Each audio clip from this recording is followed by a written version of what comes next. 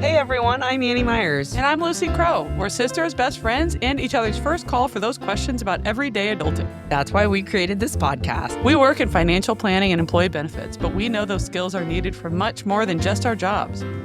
We're here to help navigate adulting, from choosing the right benefits to managing your money, and just trying to get out of the house with the kids on time. We're so excited to share these topics of money, benefits, and adulting with you.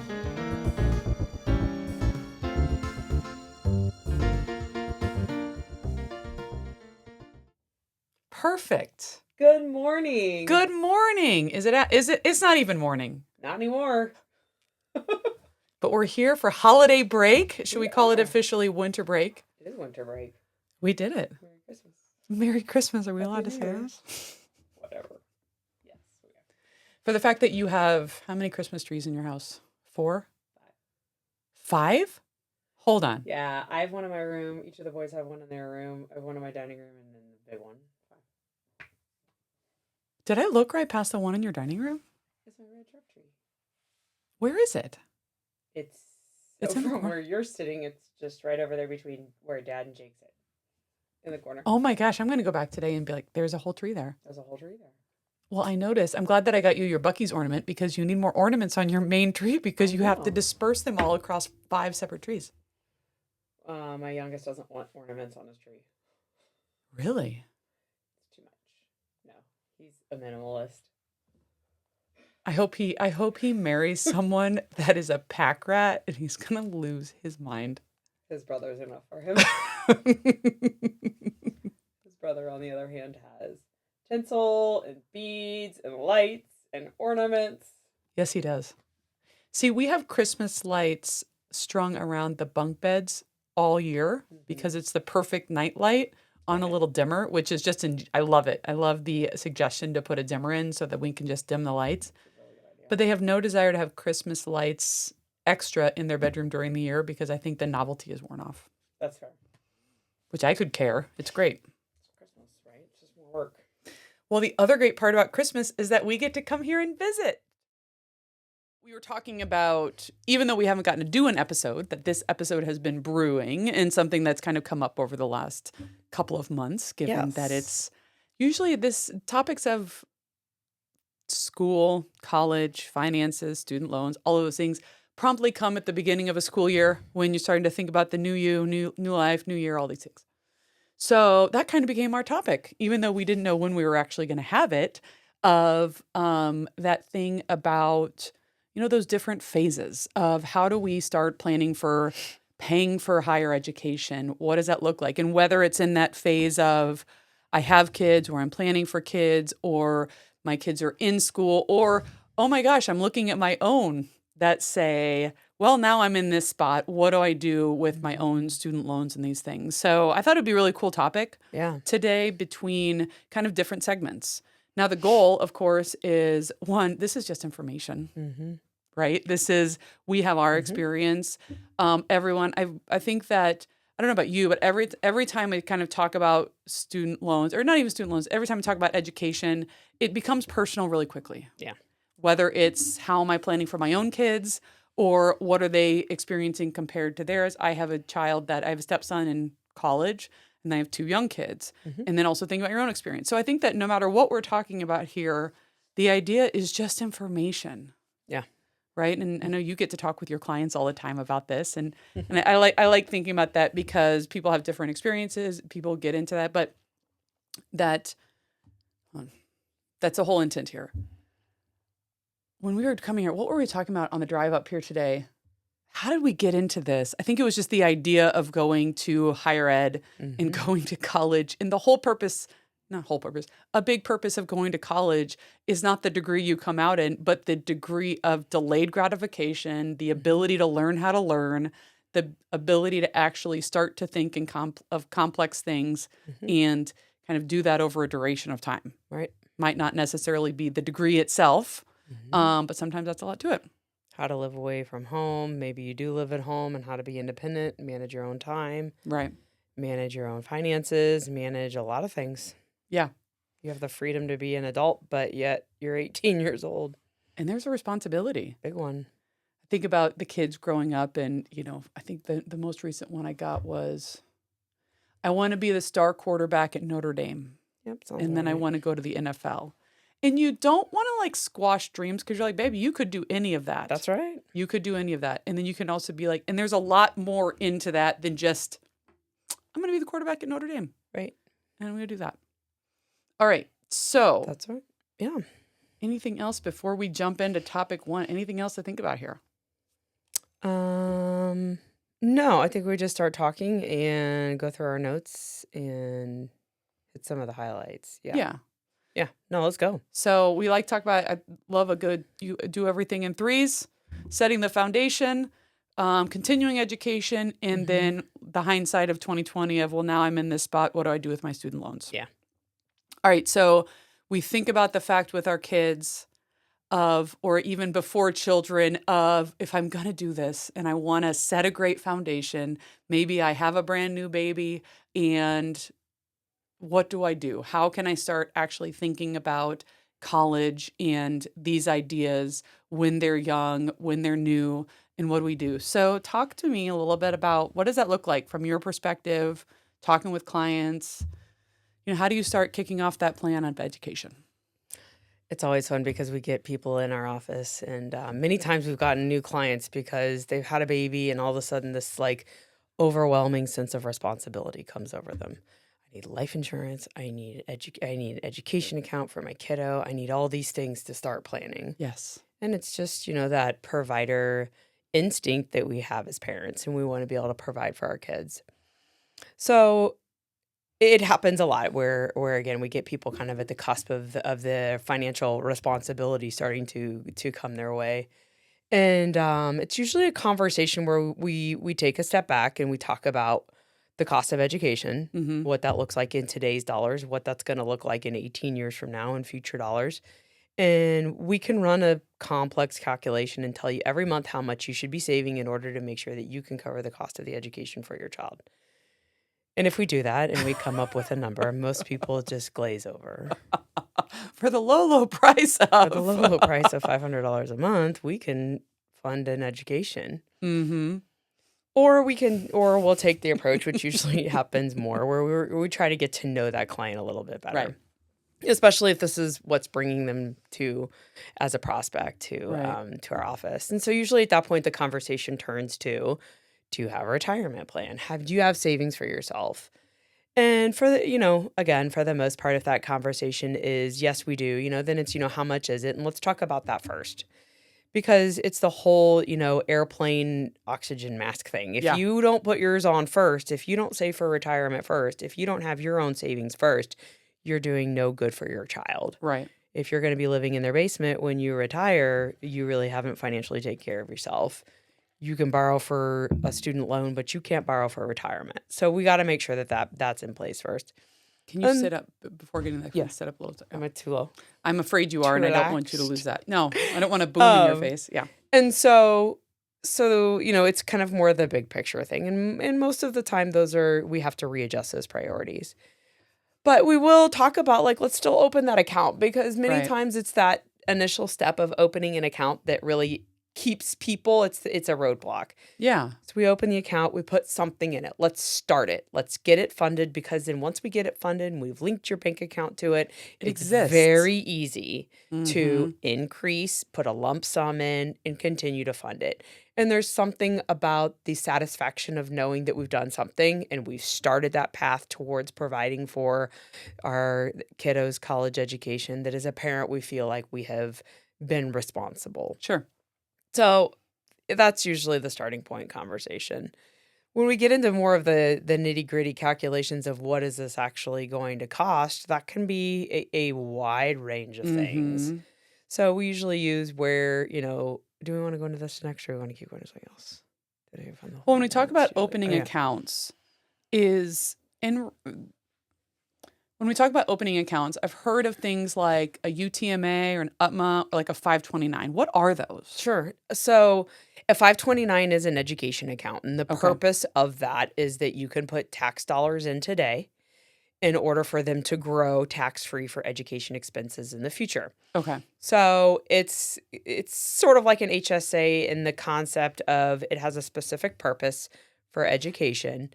you get a deduction. Some states give deductions, some don't. Every state is a little bit Okay. different. Where I live, we get a state deduction for contributions that are put into a 529 plan. So it's a tax benefit today and it's a tax benefit in the future Okay. because all the growth in that account you can take out tax-free so long as it's for education. And that could be vocational school, that could be college, it could be something in regards to that higher ed. It's a pretty broad brush. Sure. Yeah. So you just need to, have a reasonable explanation as to how this is an educational cost. Recently, they've changed to where it can also be K through 12 education. So if you've got a kiddo that's going to private school, you can use it for that too. So we Cool. have clients that will do that as well. Got it. An UTMA account is a uniform transfer to minor account. And so what that is that's just an investment account. There's Okay. no parameter around the education piece of it. The investment options are a lot more vast. So you can have different types of investments in it that you can't have in a 529. Okay. So it just depends on the purpose of what people want to use the account for. Yeah. Either way, the beneficiary of that account has to be the child. So you can't pull the money out of an UTMA nor out of a 529 to go on a spa vacation for yourself.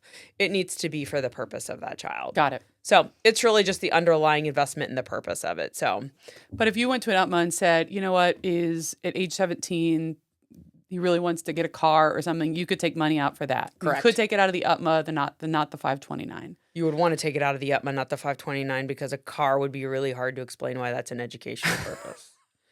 I mean, maybe you can You get could build a creative. I don't know. case. Maybe you can build a case. I don't But know then on how, the flip but- side is, are there times, I mean, I can imagine that we have all intents and purposes that they're going to go off to college. But what if we go, you know what? That just might not be the path they take. So what's cool about a 529 is we get this, 9 times out of 10. That's Right. the question. What happens if my kiddo doesn't go to college? So the route is, first off, there's a really good chance that they're going to try something. Sure. Maybe they want to go to technical school to become an electrician. Maybe they want to get their CDL. Maybe they want to try a cooking class, or they want to go to art school. There are a lot of options. Right. So I usually say there's probably going to be something. So I still think it's advantageous to save in a fair. 529. Sure. Also, there have been new rules that have been put around 529s that give a lot more options at the end of that term. So one of them is you can actually convert over a time period, but you can convert money from a 529 to a Roth IRA. So let's say that kiddo's 25 years old and they're looking at mom and dad and they're like, I'm never going to go to college. I'm never going to use this money. Or maybe I already have and there's money left over because mom and dad did a great job. You can convert that money and now you've started a solid retirement plan for a 25-year-old or a 22-year-old or an 18-year-old or whatever That's that age great. may be. Yeah. So that money can be converted to a Roth IRA. Or worst comes to worst, they end up taking the money out and only the growth is taxed because that's the piece that hasn't been taxed Okay. before. So if you put in $50,000 and the account's worth $100,000, only that $50,000 worth of growth is taxable to the individual. So Now, did I hear, is it possible for a 529, let's just say it's not used, there's money left over, whatever, can that be sent, like if that child that never uses it has kids, can that be moved to the next generation as well? Yep, that's also an option. Okay. So you can move it to a beneficiary. Maybe that's a sibling. Let's say you've got a younger brother who went to Notre Dame and he's got huge student loans. As a walk-on? Right? Or he's got tuition or, whatever that happens. You never know. Yeah, the money can be transferred. So if I'm an account owner and I have 2 children and my oldest children's done with school and we still have money in that account, I can transfer it to his sibling. I can transfer it to another grandchild. I can transfer it to, there's a list of what's a qualified beneficiary. And again, it's pretty broad, so you can transfer that. I kind of like that because it is protected. It says this money exists. There's room for it. There's options for it, but there's also limitations so that it's not all of a sudden, great, I'm now 18. I have money for this. I have access to this and I should use it for school, but that car looks really great. Yep. So what happens from an adult perspective that, okay, we had all intents, but, 10 years happened after the baby was born, didn't put anything aside, things kept happening, and now I'm 10 years into this. Like, what do I do? That's a good question. And it happens, right? Life happens to all of us. I think that it comes down to those conversations with your spouse, with your children, depending on how old your kiddo is, if they're part of that conversation yet, is how much skin in the game are they going to have? Mm-hmm. And, just like anything in life, the more you participate and the more you invest, the better choices you're going to make. Right. So, do you have a hard conversation with your spouse, with yourself, with your child that says, this is what we are able to put in, Right. but it's not covering the full thing? Right. So either we make different choices about where we go to school, how we go Mm-hmm. to school. Are we going online and living at home? Are we going to a local community college for the first couple of years? Are we, what are some of the options to make sure that we do this in a financially reasonable way? Right. And here's what I'm willing to put in. Or could you work to be able to make up the other part of the tuition? Are we taking loans out? What are the options? And Right. there's lots of different ways to skin a cat. But it doesn't mean that your kiddo doesn't go to college. It may just mean that we have to look at this in a Yeah. different way. Maybe at this point we do have some financial resources and we start Right. hammering the investments. That is an option, of course it is, but the biggest asset you have in investing is time. Yeah. And the earlier you start, the better off The you're going better to be time. long run. But Yeah. sometimes that's just not the way life works. So we have to figure out another way to handle it. Well, and I think it's interesting is that, you see the kids, and I think it's all legitimate, but you do see as kids get older and they grow up first going, I'm going to go to this school, play this sport, be the star on TV that I'm watching on college football days, or, watching those ahead that kind of make that path. And it's like, I see it how you really do the value of being able to get creative and the value to be able to kind of pull the whole picture in. Mm-hmm. But then, to say it's not wrong to be, and we can talk about obviously getting right into the financial aid and those pieces of it, because none of it's necessarily wrong, but you want to be able to see that full picture. Right. Because Right. if the idea is the pipe dream, but that the dollars aren't necessarily there, then you're setting it up to kind of have a different perspective or what the kids are kind of growing into. But before getting into the actual like financial aid and how we cover it, is when it comes to the 529 and the savings, is in your experience, do you see a lot of times in which clients are putting the full amount of a tuition aside? Like, are people meeting that target goal, that nut that you look at originally? Like, how are people getting there? Sure. Yeah, it happens. And it seems like a majority of the plan is either they start early and they let the value of time and an investment, compounding, let it do its work, is typically one. The other is usually an inheritance, and that means somebody's passed away in the family and there's been an inheritance come along and a lump sum of money has gone into an education account.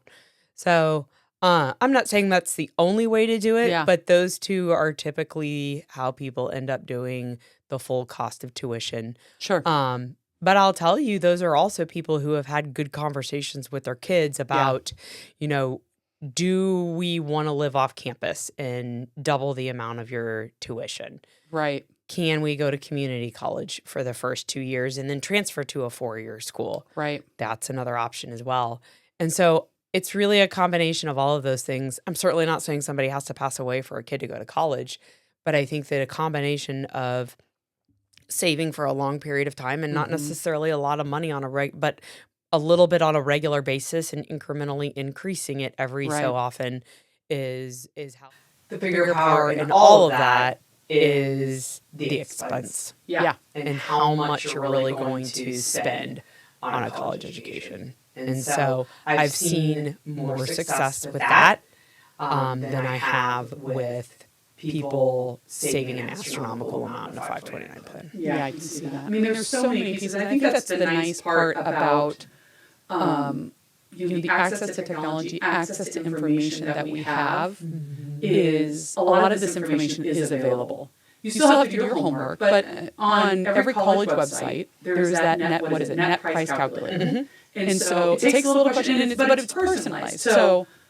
one of the things that I think we have great access to with technology now is just having that information. So between tuitions, in-state, out-of-state, public versus private versus what resources are available, in addition to the FAFSA, which you get to tell me what that acronym is and all of those things in a second, so get ready, is in addition to that, within each university college website, under the financial aid section in the cost, there's that net price calculator.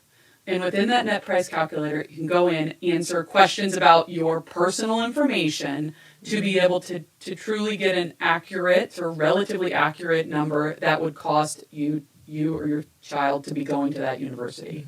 And I'm going to guess, I remember doing this a couple years ago, where it might say what type of scholarships or what types of just funds that would be available, right? So, and what I found was really cool was I always went with that idea that public school was one cost and private school was astronomically different, meaning that, you needed money bags in order to be able to afford private school. But using information around like the net price calculator and just getting that came to see that while the tuition costs may vary, is the funds available based on the individual circumstances. Yeah. You really may have scholarships or these things that say that the prices are not that different. So I thought that was really helpful to at least get an idea so that you could really truly do some understanding as to how much money is each college or university going to be costing. I think, don't put this part in the podcast, but I think what it is I think some of those private schools want to be able to offer or extend to a more middle class demographic. Yeah. I think that's why they do that. So they offer student aid to somebody who is, middle class, who wouldn't usually even consider going to a Harvard, but might have the brains for it, but don't have the financial wherewithal. So they're trying to extend it out to those level of kids. I mean, I think about young Sheldon, and I think about like a Sheldon, right? Right. Not that that kid really exists, but let's just say for that as an example, his parents wouldn't be able to afford for him to go to MIT, but if he's smart enough, they would have the scholarships available for him to be able to go. Right. So I think that's why that works. And I suspect it's still in public school too, but maybe for different reasons. Yeah, now the other part around the private, again, we don't need to put this in here because I clearly know enough to be very dangerous. When Connor was, he got invited to go play football in a Wisconsin school, private school, D3. And it's like in D3, they're not paying, you don't get an athletic scholarship. You just get to play football. You get to play football. Yeah. But when going through that pricing calculator, I mean, it was a private school in Wisconsin, out of state, private, no scholarship for school, like for sports. So why on earth?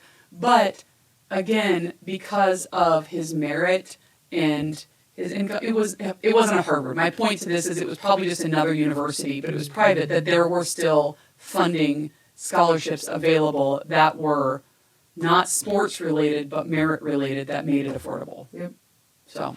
Yeah, I don't know how all of that Yeah. works, but it's all about, from the school standpoint, it's all about recruitment. Right. Because, again, everything is sales, right? Like, they're trying to increase their enrollment Yeah. to bring in the revenue from the tuition. Yeah. And if they can offer a kid the opportunity to play football, he might just do it, and now they've got another Right. kid enrolled. So And I think at the end of the day, the nice thing about being able to have the ability to do research is, and I think we kind of get also into this about furthering education, is do research. There's so much information out there to say what makes sense. I love that we were just sitting on here, right, looking at local universities just to see, I can go on there easily to see, wow, what is the cost of in-state versus the cost of out-of-state? That's important information to know. And I can actually see what does it apply. Triple. Yes. triple. Yeah. So I live in a college town, and my kiddos can go to that university. They could live at home. They could even live on campus if they want, and it will cost a third of what it would be if they go a couple hours away across the border. Yeah. Will they get the college experience enough? And what they get, and I think that's to your point about being able to get creative and having the kids aware of it, is there may be some that can go off and do the entire experience. And there may be others that say, if you can, this is the impact of that, and this is it. So let's get into, okay, have you had enough time to tell me what FAFSA stands for? Free application for financial student aid. Did you have to look that up, or did you know it? I knew that one. Okay, I'll get you some other ones later. Right. Hit me with the trivia. All right, so FAFSA is a loaded and big topic, and let's get into the updated legislation. No, I'm just kidding. All right, so general rule of thumb, what is FAFSA and what are some guardrails? General rule of thumb is everyone should apply for the FAFSA. Okay. So what the FAFSA does is it basically tells all of the schools that any kiddo wants to apply to where their financial picture lands. Okay. So they want to know, is there a 529 plan? What do the assets look like? How much are you able to contribute towards your college education so that we can determine where you land on the scale of eligibility for financial aid?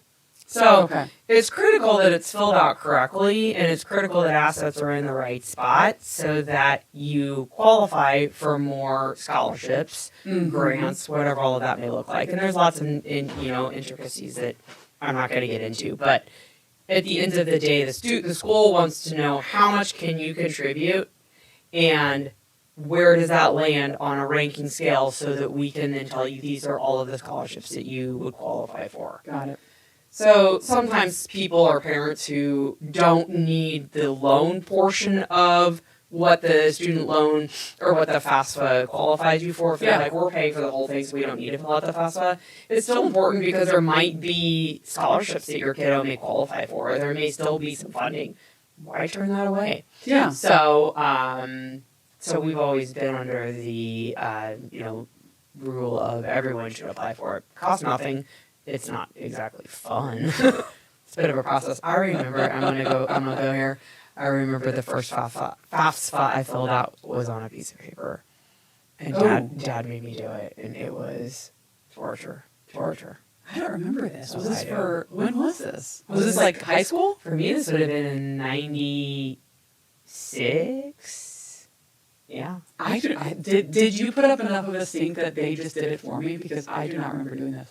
Well, going forward, Dad did all of it. But that one year, I remember doing it, and I was like, it was like doing your own taxes. It was with a pen and filling out a 1040 on your own with a pencil. It's like, oh my gosh. It was torture. I'm sure I got to the part where I was like, name, address, what's my social security number? I don't understand this question. And then probably after that, I handed it to Dad, and he did the rest, and I just sat there and watched him, and he explained what every line item was. I'm sure that's how it turned out, but I just remember sitting at the kitchen table. I think I remember something like this. And I think it probably got to the question, and I was like, what's your annual income? And he's like, I'll do it. Give me the form. Do you make... And then there was never... As I always told my kids, I was like, I will never tell you my weight and my salary because you can't keep a secret. That's right. My age, it is what it is. But everything else, no thank you. That's right. So, yeah. Okay, so we fill it out. Is it FAFSA or FAF? FAFSA. FAFSA. Really? FAFSA. FAFSA. And that's I say it like it's a FASFA, FAFSA, but it's really FAFSA. Okay. FAFSA. So you want to do the private versus no, but now we went into enough of that. But okay, hold on. I'm going to take out so we're going to spill over a microphone. And I have this itch. My God, I know what is up with this? Is it mental? It's probably mental. Probably. Okay, so the difference. If in order to actually go apply for a. I will tell you, probably this is not going to be the most visually appealing one. Yes, I'll point. Because I realize that I want to do this too, so we'll just get this out of the way. Okay. Ready? I love doing that. Hold on. In order to apply for the FAFSA is it just fafsa.gov? Like, is it that simple? I think it's studentaid.gov. Oh, that's right. It probably is studentaid.gov. Studentaid.gov, I believe. Yeah. Studentaid.gov, so federal student aid.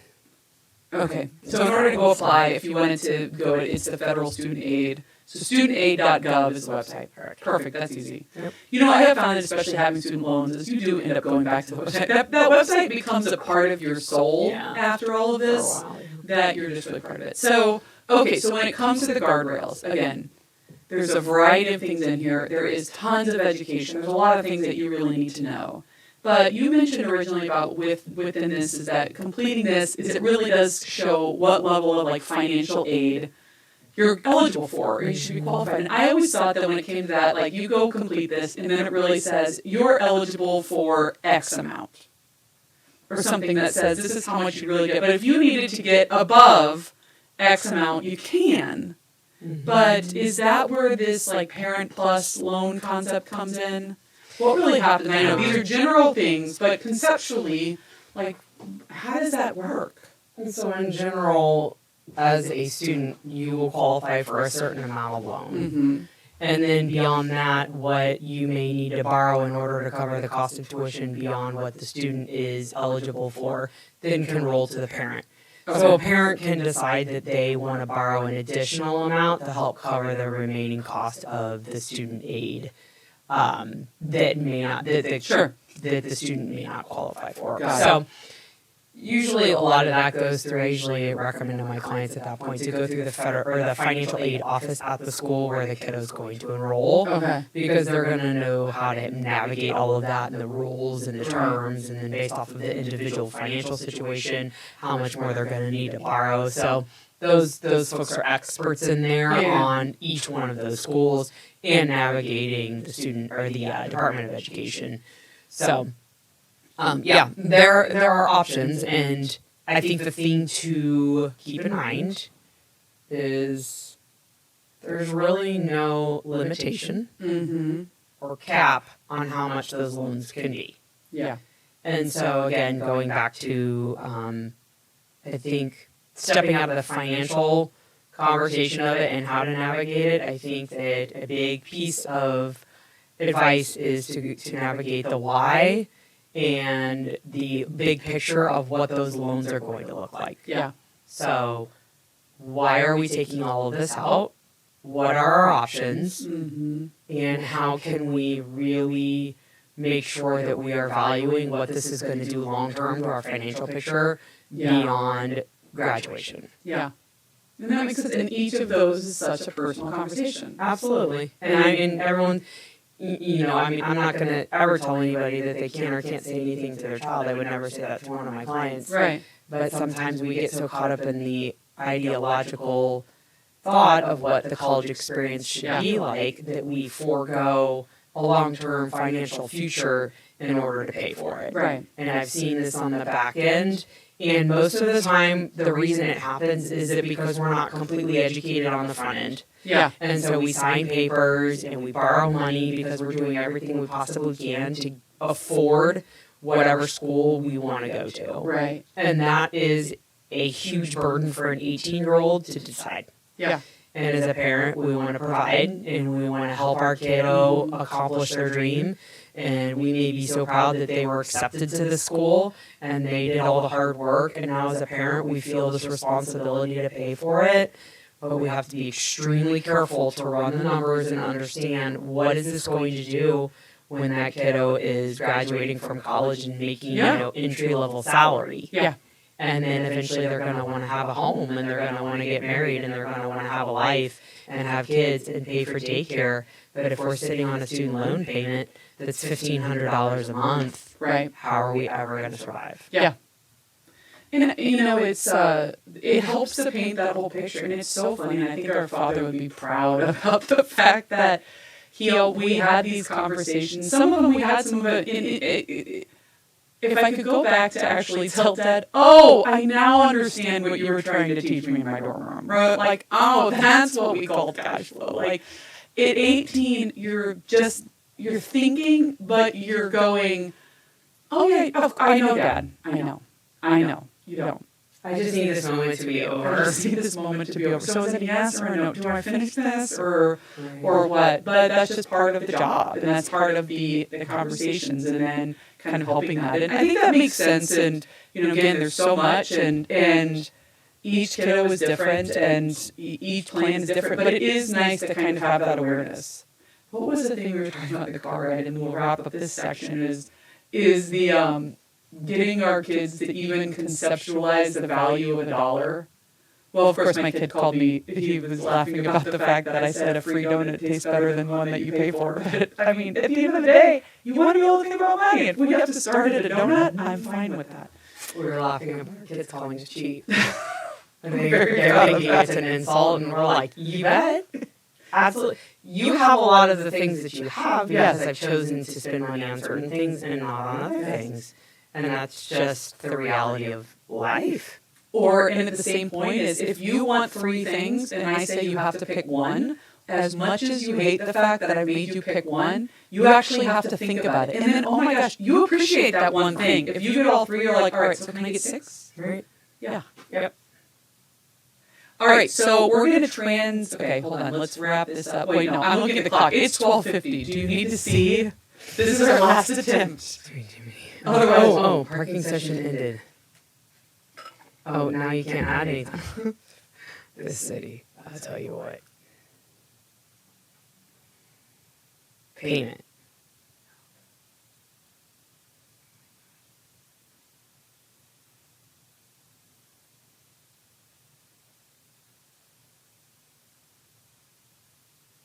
Oh, I see.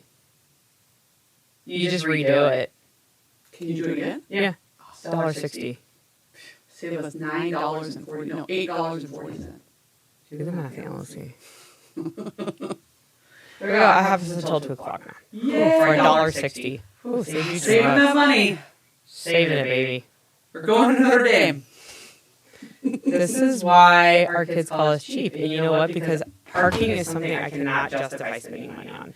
The fact that even I have to spend this money, the $6 I spent, no, $4 I spent, trust me. I know. And I think there's things that I've just had to suck up, but at the same point I go, it is like... It's because you're a city girl and I'm not, and that's the difference between us. Like, the idea of spending money on parking my car hurts me. That's why I live in Chicago. So, okay, where are we at? I'm clearly suburban now, but when I go to Chicago, I'm like, we're getting a safe garage because I want to go back and have wheels on my car. Right? My children getting abducted in the middle of the night. All right, we're further for us. Okay, private versus public. Go to that. I think we've wrapped up the setting that foundation. Is there anything else around, getting ready to get our kids up and out? For the most part, we've covered it. Yeah, I think so too. Okay, I'm moving away from the microphone a little bit. Is that okay? What? I'm moving away from the microphone a little bit. Is that okay? Pull it a little closer. Okay. Just pull the mic. No, because I wasn't sure if I was fully comfortable in that position, and I don't really like leaning back that much, because I'm like... It look great. So I'll just do this. It looks great. It looks great. Okay. All right, so... Part 2. Let's do it. All right, so when it comes to that conversation or thinking about furthering education, so a lot of times when in school, there may be that time of, I want to go into graduate program. Mm-hmm. And so I think that this is kind of a cool one. And I remember being in undergrad, I always knew that I would go into graduate school, but I didn't know when. And I waited 7 years, so that was kind of a different one. But everyone goes in different places if they decide to go into graduate school. Yeah. So what kind of conversations have you had around this? Like when a student or ourselves is thinking about, I'm in undergrad and I want to get into a graduate program, I know that, again, loaded topic, lots of different options, but from a financial standpoint, how do we think about that? Sure. A couple of different conversations I think need to happen. And this is, again, purely from a financial standpoint, not from an industry-wide or an educational standpoint, because I think, you want to be a lawyer, you got to go to law school. You want to be a doctor, you need to go to medical school. So you can't, there are some educations or some careers that you don't need a college education at all and be very successful. There's some you need a college education, but you don't necessarily need a master's degree, and you can be successful. So every industry is different. So I think where the financial piece of it comes in is, again, how are we going to pay for it, and what is the value of what we plan on paying for? So I think a great example is I recently had a conversation with somebody who was looking at 4 different schools for a master's degree. And it was pretty obvious that in this particular industry, this person needed to get a master's degree, and it would be beneficial. Almost like if you just went undergrad, it's just not going to get the progress in which you envision having this occupation. And it's probably going to make a big difference whether you have a master's degree or not in this particular industry. So it was that part of the conversation is off the table. Repeat that sentence without itching your face. Oh, sorry. it became pretty obvious that this particular industry, a master's degree would pay for itself and be worthwhile. Right. So that part of the conversation is off the table. So this person's looking at 4 different schools, all within the proximity of where they live, and it was. And they had narrowed it down to one of the 4 schools, and I had asked why. And the reason was that the other 3 schools that had been eliminated, the GPA was like a fractional point, less than a point below the website's bulleted requirement. Sure. Or minimum. So meaning if it was the website says 3.5, it might have been, the GPA might have been 3.4 or something like that. Just Exactly. enough that you're like, I don't necessarily qualify, but, ruling it out. Sure. So at that point, it's like, oh, I don't qualify, so I can't go to school there. So that was 3 of the 4 schools. But the last school that was left was the one that he was thinking about going to. And I said, okay, well, what are the costs? What are we looking at here?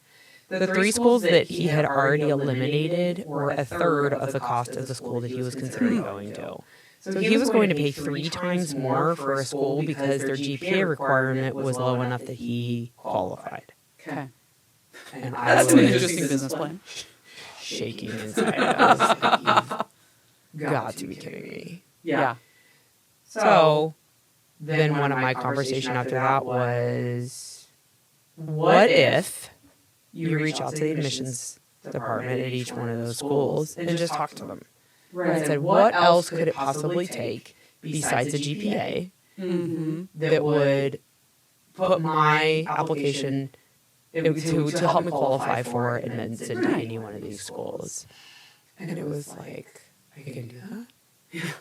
Like, I don't know.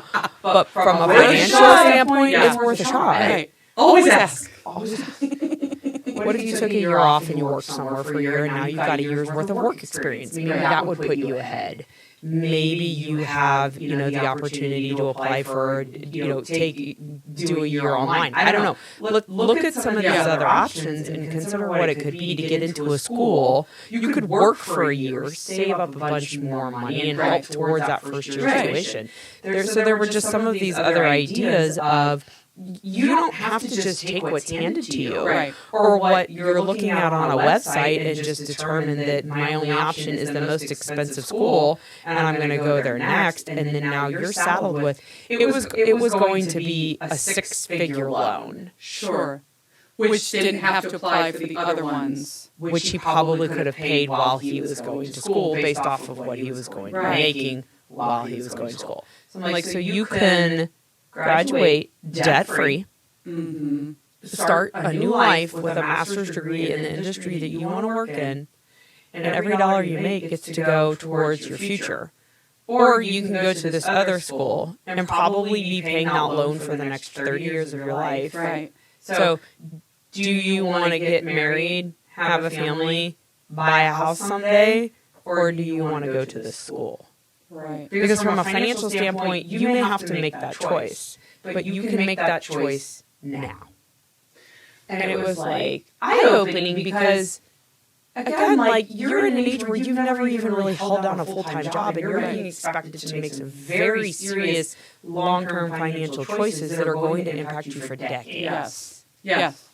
And I think there's that mentality. And again, each conversation could be different, and each experience could be different. That could say, will the salary I make graduating from that 6-figure debt be greater than the salary I'd make from one of these other schools?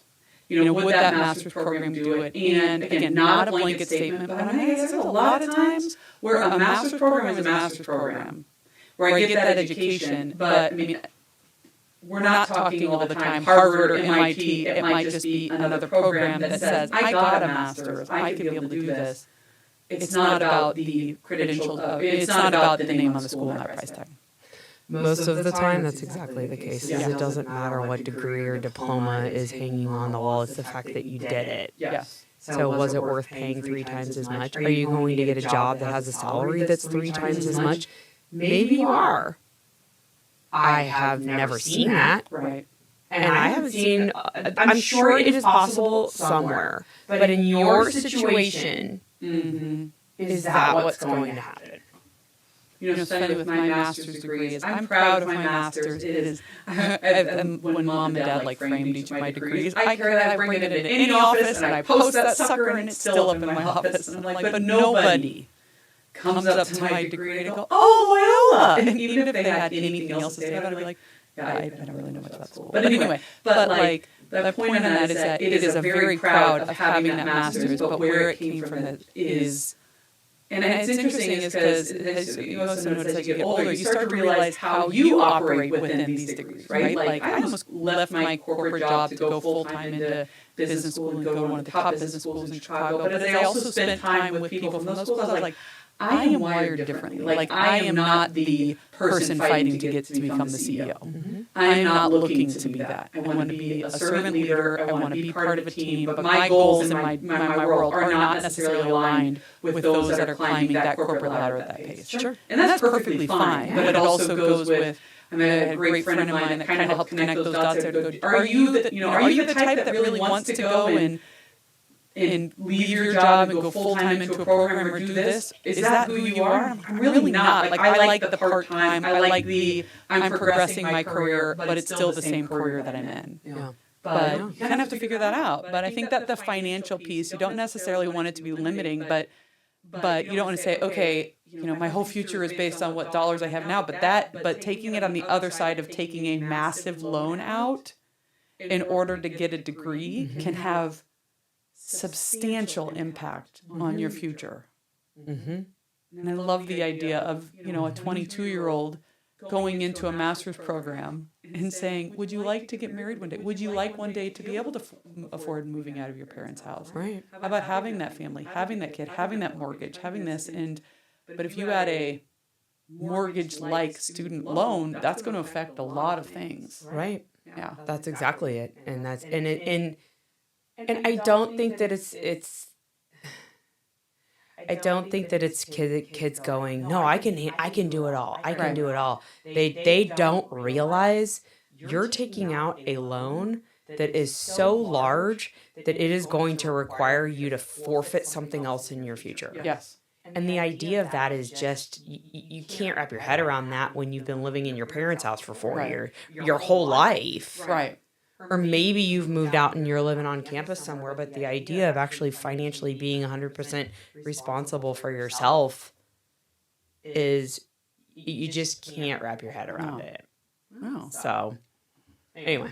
Okay, moving on. I love that concept, though, because I think all of this just gives air and it gives choice to things that seem so cookie cutter. The thing you were just talking about before made me think about, like, this is not related to financial aid, but I think about, ever applying for a job and looking at the job requirements and looking at it to be like, oh, I could do this job, but then you read and it has some detail and you're like, oh, I can't do that. Yes. And then you go, oh, I shouldn't even bother to apply. Or, oh, if it's listed as this requirement, that it's something that's required or nice to have, but I don't meet that how simply we can just say, oh, I shouldn't do that. Right. But in reality, first of all, apply for the job. What's the worst that's going to happen? You're not going to get it. Or, and it comes to this, is ask. Right. Just ask. Mm-hmm.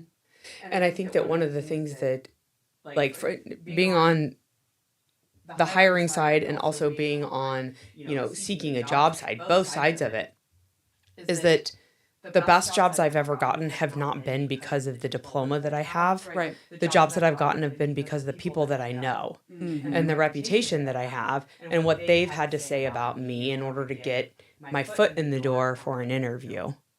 The last couple of career changes that I've made in my life have been because of the people that I know and the fact that they're willing to even sit down and have a conversation with me. It has absolutely nothing to do with my diplomas.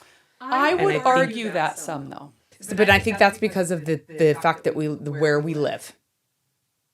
And I will tell you that I think that you get your foot in the door when you've got a company that's hiring thousands and thousands of people. Yeah. What moves you to the top of that list to possibly be applied? Is it because somebody knows somebody and you are referred to them?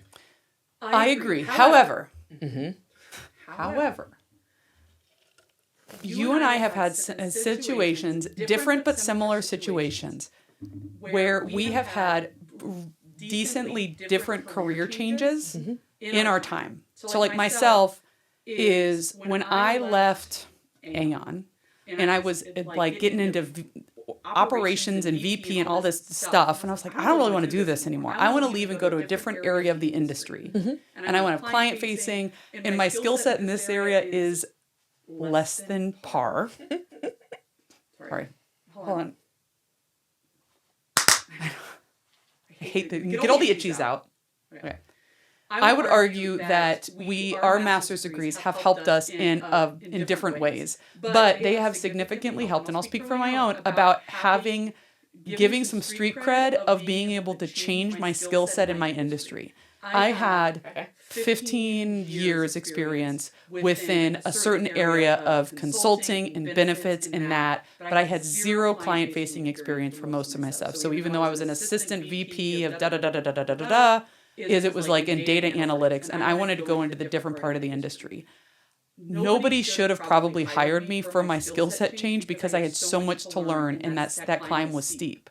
And even though I knew people, the fact that on my degree I could say this, and it also showed not only did I have a finance degree, but I also had a master's in operations management, is it showed that I can pivot and that people are willing to kind of take a chance. Now, I still had to actually perform and do it. I would say the first year performance review in that new job was more painful because it was such a big learning curve. However, that master's said, okay, like, we're willing to kind of give that risk. And I would argue, and I won't speak too much of yours, but like you had significant industry changes.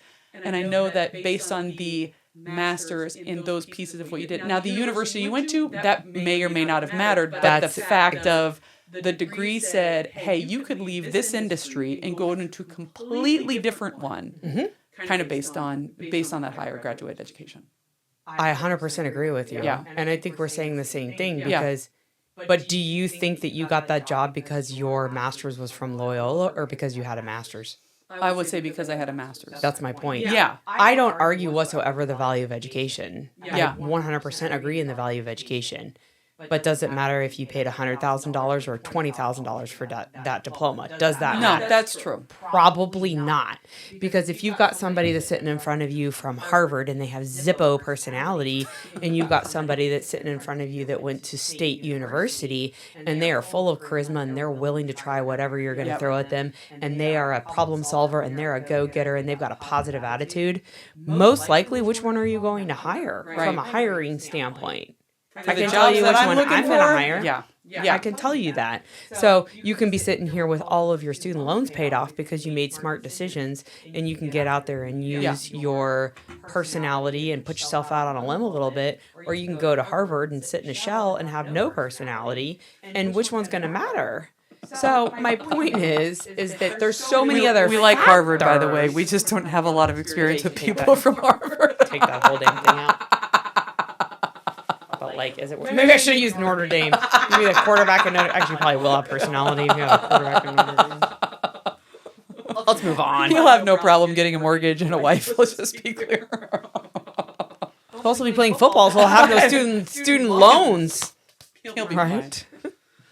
Okay, let's keep moving on. All right, so I think that from a furthering education, we should probably wrap this up in a little bit better of a way. I have no idea at what point we lost track. You're editing that, so. All right. You know what? There was one other thing is, we're talking about where you get your master's from. Will it be worth it? Kind of leaving the price tag. And I think that we are saying the same thing of, where it comes from, general population. We're not talking on the top of the top. We're talking about people that are trying to be able to further education to grow their lives. Exactly. Great. That we look at this to say the financial component is an important piece of it. Okay. The last piece of this is advocating for yourself. And I think that is so important in letting ourselves or advocating for ourselves, helping our children to be able to do that is so important so that they get it. Like going back to the point of asking, seeing what else needs to be done, not just taking it to say, this is what the website said. This is unrelated, but it still reminds me of like when we were little and mom would say, there was a point when mom said, if you want to schedule a haircut, you need to call yourself. And you're like, I can't do this. I remember the first time she told me if we wanted to have pizza, I had to call the pizza place and order it myself. And I was like, oh my God, Never mind. What are they going to ask me? Pepperoni. How do I pay for this? What? What's our address? Do I tip? Wait. Hold on. I'm sorry. Yes, exactly. But the fact is we still remember that of helping to be able to say, like, how do you advocate for yourself to be able to ask? And I still think that's just the most fun, is you say, there's not going to be any bad about this, but you have to be able to go do it and to be able to ask. So did you ever find out what he ended up doing? Not yet. I think it's still too early. Yeah. I need to follow up with that and see. Yeah. But again, I think, it's important. Like, why not reach out to those other 3 schools and just ask? Mm-hmm. Yeah. For all you know, they may have a requirement for enrollment that they're needing to meet, and they're willing to talk to you. They might also be like, I don't even know what the website says anymore. Whatever. I mean, Right. it's harder than you'd think to remember to update something like a job posting or a website. So, Right? I mean, or maybe they are flexible with the GPA if you have other experience, or if you have money. You're willing to pay the tuition. right. Exactly. So, Right. so furthering education. So, our last one is what I like to call, well, I've gone and done it, now what? Which is, this seemed like a really good idea. And whatever that is that I have a $20,000 debt or I have a 6-figure debt. Hold on, I'm going into first person here, and I'd really like to turn it into third person. Okay. So the third part of our topic is what I like to call, I've gone and done it, now what? So if we look in the hindsight, whether it's a $20,000 student loan debt that's just pesky, that hasn't gone away, or it's financed the whole thing and into a 6-figure debt that they have no idea what to do. A 6-figure debt that we don't know what to do with. You've probably seen a variety of those. And I'm going to guess that your advice may vary. So when hindsight is a bit 20/20 and now we're looking back to go, well, we're here now. How would you broach that conversation? And has it always been the same? No. It's changed over the last couple of years. Yeah, why not? So a few years ago, the conversation would have been, where do you work? And what do you do for a living? Because the Department of Education had the public student loan forgiveness program that was pretty cool for folks that were queued up or were working in the industries where they would qualify. So there were 2 types of forgiveness. One was a 5-year forgiveness. So if you worked in I believe it was like a rural school or an inner city school as a teacher or administrator, then within a 5-year window of time, you could qualify for student loan forgiveness. That sounds great. Then there was, and those people earned it. And then, because many times those are places where the pay is less. Sure. So the benefit is if we can give you a benefit or a reason to go into one of these districts, Right. then this is how it's going to work. So that was one option. Another option was a 10-year payment period, where if you worked for, and this was a much broader brush, so this might be a public school, this might be a public hospital, city, municipal, county, federal employee, any of those types of things will qualify, and actually quite a bit more. So if you did 10 years in one of those positions and you could prove you were making payments and you worked for a qualifying employer, Right. then you were teed up for student loan forgiveness. So it's really neat, and I've been fortunate to be a part of quite a few people who qualified, got the letter, loans were gone, and it's life-changing. Absolutely. is. When you've got a 6-figure loan, and all of a sudden it's gone because you qualified for it, it will change your life. So it was a neat thing to see. What was that called?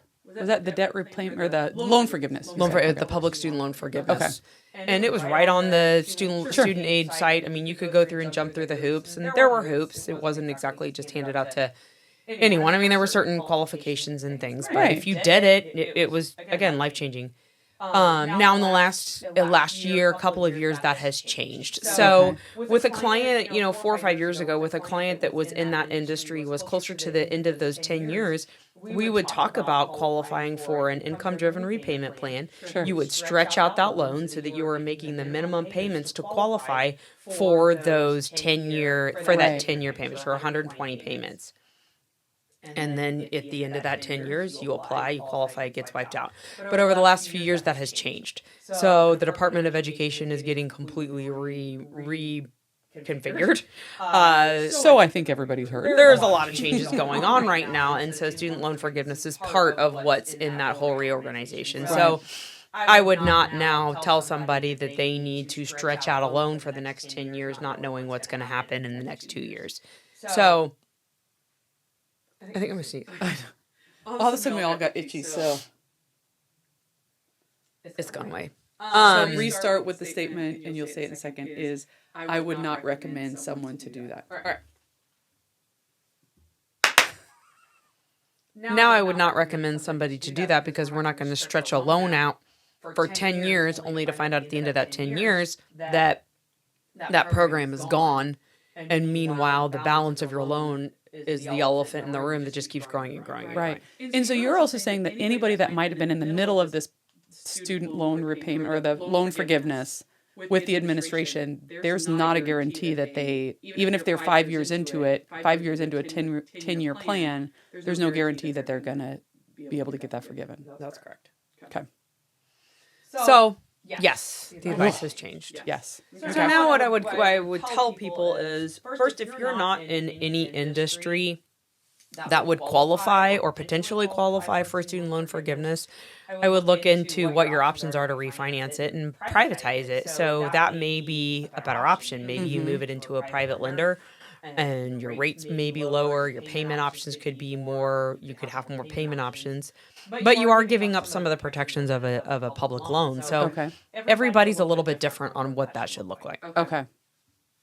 No, that makes sense. But it really, I remember a couple years ago getting the mindset of like, there's a lot going on in the administration. So these loans may not even be here in 10 years. And I'm going, that sounds fantastic. I'm going, there's really no reason why you would ever forgive my loans. But if you did, that'd be great, right? Sounds good. You don't work for an employer that qualifies. So I remember at the beginning when they first started advertising that, and I was working in a corporate job. I remember thinking, wow, my loans could be gone. And I called up and they were like, are you a fireman? Are you a police officer? And I was like, let's just cut to the chase. Here's where I work. And they were like, you don't qualify for that. Oh. I got it now. Are you working in a low-income inner city? Well, no, I'd actually like to make a lot of money. Okay. Yeah. Maybe I get it. That makes sense. I mean, you're not going to forgive loans for just anybody. Like, I got to give something too. I haven't been. But Okay. the sound bites. Yeah, the sound's great. And there's little sign bites of like, free college for everyone. Things will be forgiven. You're like, well, in that case, Do I qualify? do I? I should qualify. I mean, I'm a good person. I've been doing this. Sorry, I got locked out. So you mentioned though something about kind of privatizing. So we go with the fact of try to pay down this loan, the privatizing. So a couple years ago, with COVID, there was the loans were paused. Was pausing the true term for it? I know there's a variety of things, but like forbearance. So for COVID, I want to say there was about 18 months in which if you had a government student loan or whatever, that you just didn't have to make a payment. If you did make a payment, great, it would go towards the principal, but you didn't have to make a payment. Interest wasn't accrued. It was essentially paused for a year and a half. Yep. So, which sounds great. You know, everyone gets to make the choice of what they wanted to do with that amount that they would usually pay.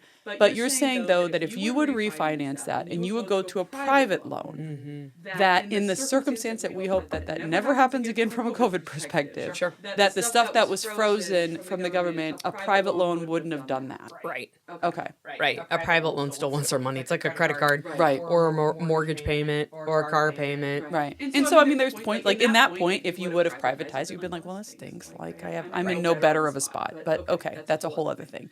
Right. But that where we're in the part now of saying, you know, a private loan has potentially the opportunity for better interest rates. Again, everybody has to do their own homework.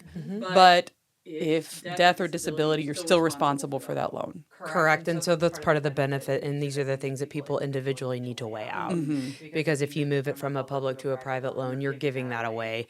You're giving that up. So you're giving up the forbearance, the administrative forbearance that happened during COVID. You're giving up the fact that if you're disabled and it's a private loan now, you're still going to have to make those payments. Sure. You're giving up the fact that if you die, it's still going to be part of your estate because it's still a debt. All of those things are now part of are now no longer protected because those were all protections that are part of a public loan.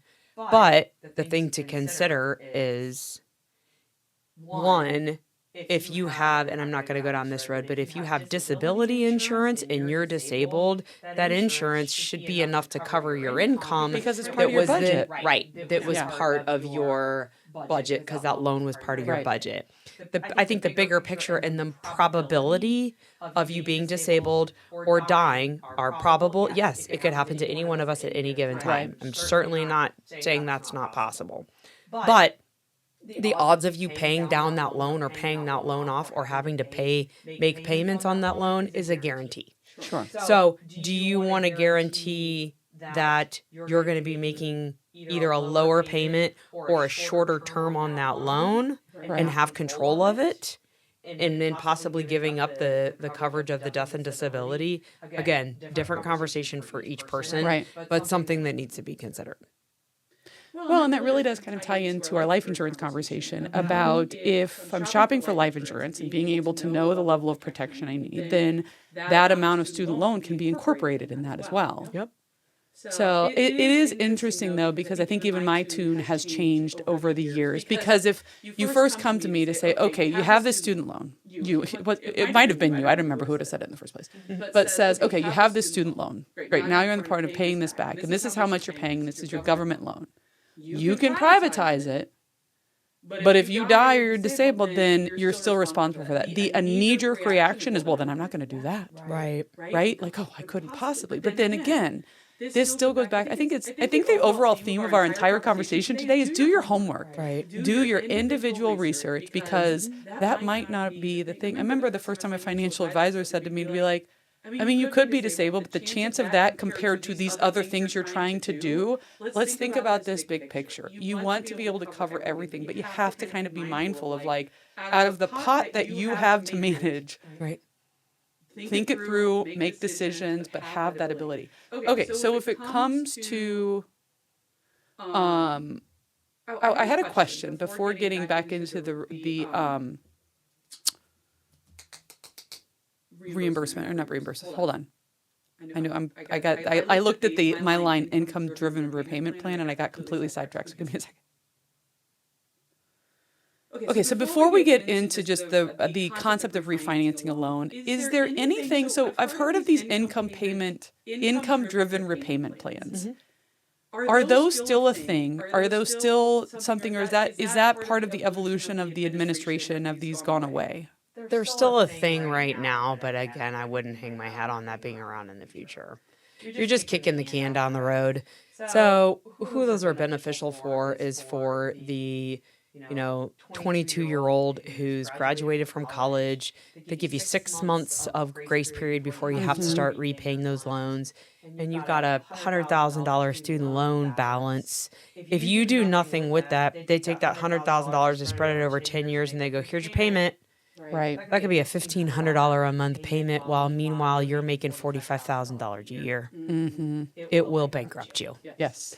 So the income-driven repayment plan allows you to go in and say, hey, look, this is how much I make. Right. And based off of a calculation that they set out there, they say, okay, we get it. Now your loan payment's going to be $250 a month. Right. The balance doesn't go away. The interest is still accruing. So you got to be really careful with that. Because even though right now, in this moment right now, I have to do it because I'm not going to be able to afford life otherwise, all I'm doing is pushing all of that debt to my future self. Right.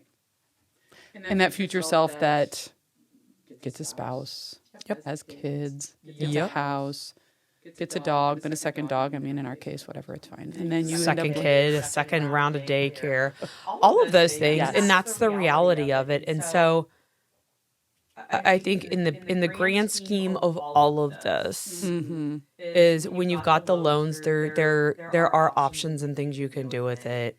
But if you can go back to the conversation that 18-year-old self or that 18-year-old kid or student or child and really try to explain and walk through the impact that it makes for the rest of their life, because it does.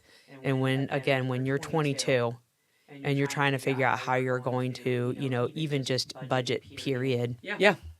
It's a really difficult conversation when you're strapped with those loans. And that money, people are dying to give money out all the time. Or To refinance it, yeah. Or no, and I was the joke was like, we were talking about right now the season of the junk phone calls. So do you know how many people are dying they're calling me 6 times a day right now, just dying to give me $60,000 in a minimum low payment of ... If only I would just pick up the phone and approve the final underwriting. I know. My favorite one is still, we'll give you $3,000 for $500 a month for the next year. First time I heard that, I was like, gosh, that's a high payment. And then I started running the math and I was like, wait a minute. Wow, that is sad. That's really sad that people are so desperate that they would be like, I need that money. Right. And I mean, it's so easy and it's so accessible. And if our kids roll their eyes of how annoying they get from listening to me go, hey guys, here's another one, or let's think about it, let's talk about it, let's understand, that's fine, because they need to be able to pause and understand it. I mean, the whole idea, we live in the world of buy now, pay later. It just is. And stuff like that is being able to stop and do your research and think this through, because education, it adds all of these things of, I want to be able to make a living, I want to be able to be in this spot, I want to be able to do all this, and I'm sure I'll be able to pay it back later. And it's not easy. Nope. Not at all. And then, the funny thing is how easy it is to also be like, well, I'm not the only one doing it, right? Or something like this that says everybody does this. And you go, well, okay, Mike, how often do I hear from my kids? Well, everybody's doing this. And I'm like, well, I'm not their parent. I don't know what to tell you. For me, you're going to be doing this. Are there any other questions? It's like, what does Dave Ramsey say? Normal is broke, so be weird. Yeah. And that's fine. Oh, so we were watching 8-Bit Christmas. I love that movie. It's such a great movie. It is such a great movie. And the funny thing is, while he's talking about it, and we could go into so many things, but I'm watching Mom, and he's relaying so much of things about his mom, the multitasking mom that's over here like, oh, we're going shopping. Oh, I got a coupon for that. Yes. And that's the 80s mom. Yes. And I'm going, no one in the house, like all 4 of us were watching it together. Nobody got it. Nobody said, and I'm really grateful because they would have been making fun of me, but I'm over here like, I am that mother. Oh, she's fantastic. She's fantastic. But anybody else, because it's a joke of how cheap she is, if anybody else would have said in the room, Mom, you're just like her, I would have been offended. But I'm over here being like, girl, you get those coupons. Right? Or when she's like, my mom bought me girl boots. She's like, they were $11.99. Yeah, you bet you wore purple boots. Absolutely. Yes. I mean, they get so mad, and I'm going, do you want to? Now, there's other times, like, my Amazon scooter situation that totally backfired, and I ended up paying the full price for a Segway. But besides that, it's like there's certain times where like I got to put the real money in because it's going to pay back. But there are so many times we're going, oh, I got a BOGO on that one. So yes. Oh, speaking of, we do need to wrap up this episode because I have Kohl's Cash that's going to expire at the end of this year. Your Kohl's Cash. Oh, I also know that you would be doing the same thing. So. Absolutely. That's how I bought a couple of Christmas presents. Did I ever tell you one year I bought all of my Christmas presents with gift cards I found in my wallet?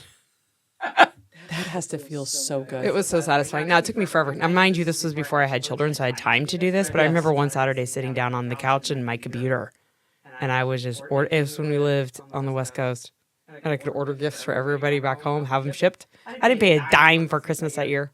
And it was like all those gift cards that accumulate that you never know what to do with. Like a Target one. I had one for some wine company. Oh, I mean, it went on and on and on.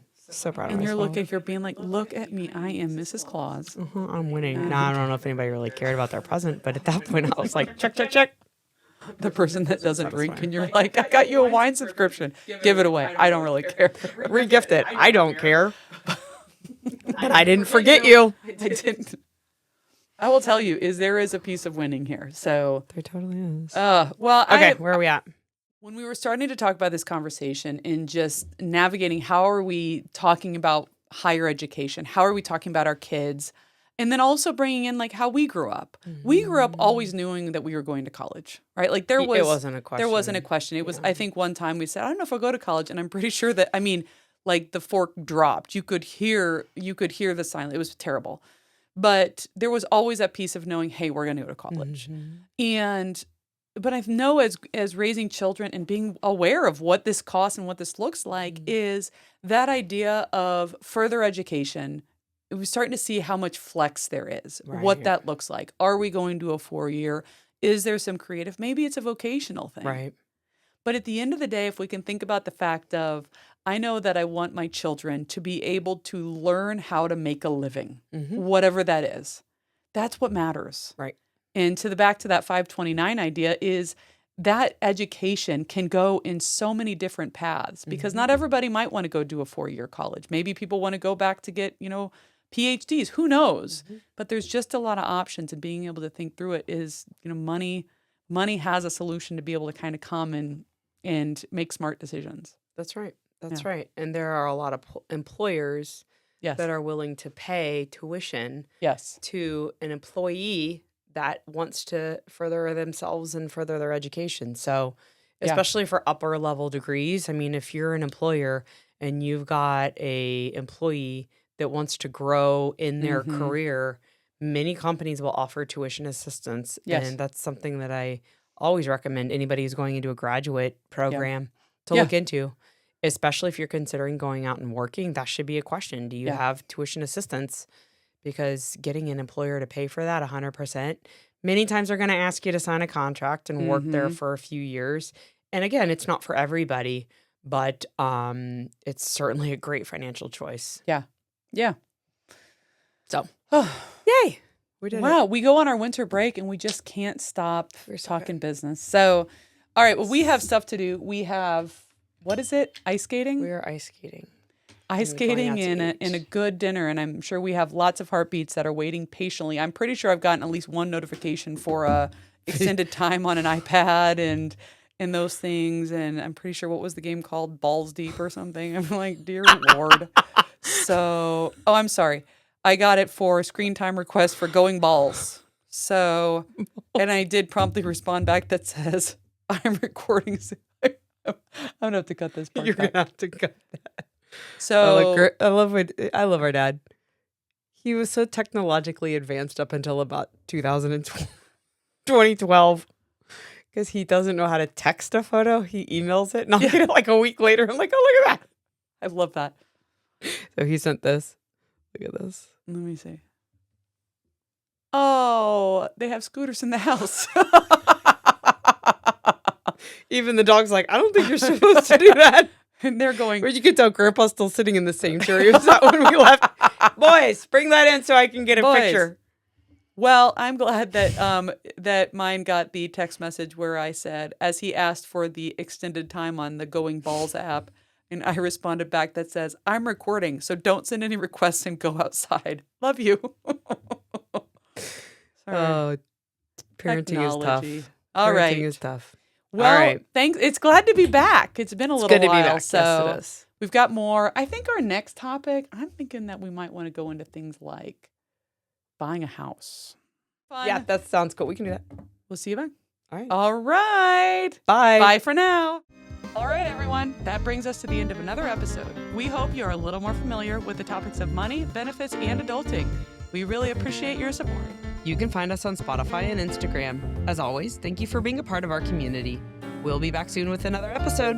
Until then, stay curious. The opinions voiced in this podcast are for general information only and are not intended to provide specific advice or recommendations for any individual. To determine which strategies or investments may be suitable for you, consult the appropriate qualified professional prior to making a decision.